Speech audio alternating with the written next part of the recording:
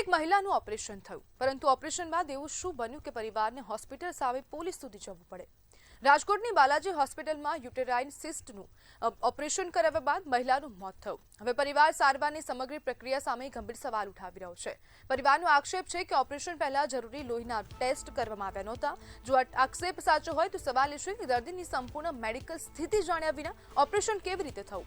બીજો ગંભીર સવાલ, ઓપરેશન દરમિયાન સર્જનની જરૂર પડી હતી કે નહીં। પરિવારના જણાવ્યા મુજબ સર્જન હાજર નહોતા અને ટેલિફોન પર માર્ગદર્શનથી ઓપરેશન થયું। તો શું ખરેખર આવું થયું હતું? જો થયું હોત તો દર્દીની સલામતી માટેની જવાબદારી કોની?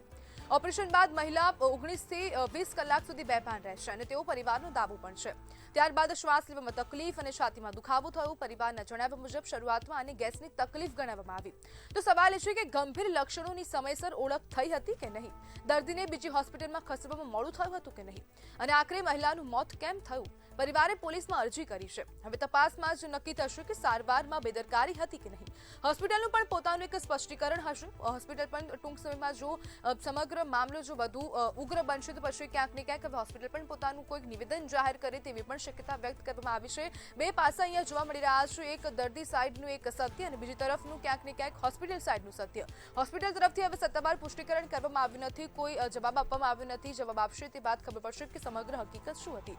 પરંતુ હાલ જે પ્રમાણે પરિવારે દાવો કર્યો છે કે ક્યાંક ને ક્યાંક સારવારમાં બેદરકારી થઈ છે અને આ બેદરકારીના કારણે મહિલાનું મોત થયું છે અને આ બેદરકારીના કારણે ક્યાંક ને ક્યાંક એક પરિવારે પોતાનો સભ્ય ગુમાવી દીધો છે, જેના કારણે ક્યાંક ને ક્યાંક પરિવારમાં શોકનો માહોલ છે। પરિવારે હવે એ ડિવિઝન પોલીસ સ્ટેશનમાં ફરિયાદ કરી છે। સમગ્ર મામલે હવે પોલીસ દ્વારા પણ તપાસ હાથ ધરવામાં આવશે। આવનારા સમયમાં ખબર પડશે કે શું થઈ રહ્યું છે।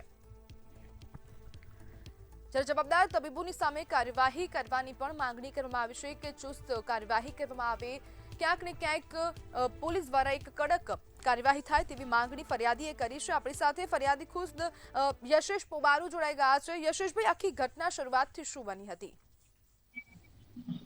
આખી ઘટના એવી રીતે બની હતી કે એમનું ગર્ભાશયની કોથળી કાઢવાનું ઓપરેશન કરવામાં આવ્યું હતું। બરોબર, સોમવારના રોજ એમને ત્યાં એડમિટ કરવામાં આવ્યા હતા બપોર પછી 6 વાગ્યાની આસપાસ અને મંગળવારે સવારે એમનું ઓપરેશન હતું 8 વાગે। પછી 8 વાગે એમને ઓપરેશન થિયેટરમાં લઈ જવામાં આવ્યા હતા। કોઈ પણ કોઈ ઇસીજી અથવા કોઈ જાતનો રિપોર્ટ પણ કર્યો નહોતો ઓપરેશન પહેલા। પછી 11:30 તેઓએ ઓપરેશન કરી નાખ્યું અને પછી બહાર આવ્યા અને બહાર આવીને એને એવું કીધું કે કેસ થોડો ઘણો ક્રિટિકલ થઈ ગયો હતો, પરંતુ સર્જનને કે મેં કોલ કર્યો, કવિતાબેન લાધાણી કરીને ડોક્ટર છે, ગાયનેક સર્જન છે ત્યાં, એને એમ કીધું કે આપણે સર્જનને કોલ કર્યો પણ એ બીજા ઓપરેશનમાં હતા એટલે એ આવી શકે એમ નહોતા, એટલે એના ઇન્સ્ટ્રક્શન ઉપર મેં ઓપરેશન કરી નાખ્યું છે અને સક્સેસ થઈ ગયું છે એવું મેડમે કીધું। પછી 18 થી 20 કલાક મારા મધર થાય, મારા મધર બેભાન હાલતમાં જ હતા, કાંઈ પણ બોલે કે એવું કઈ હાલચાલ કે એવું કઈ કરતા નહોતા। બીજી સવારે 8 વાગ્યાથી લઈ અને 10:30 વાગ્યા સુધી અમે બધાએ ત્યાં મેડમને જાણ કરવાના ઘણા પ્રયત્નો કર્યા પણ કોઈ આવ્યું નહીં, બરોબર। અને મારા મધરને એ લોકો પલ્સ ને બધું ચેક કરવા આવે અને એ લોકોને આવે 130 ધબકારા આવે અને એ લોકો એની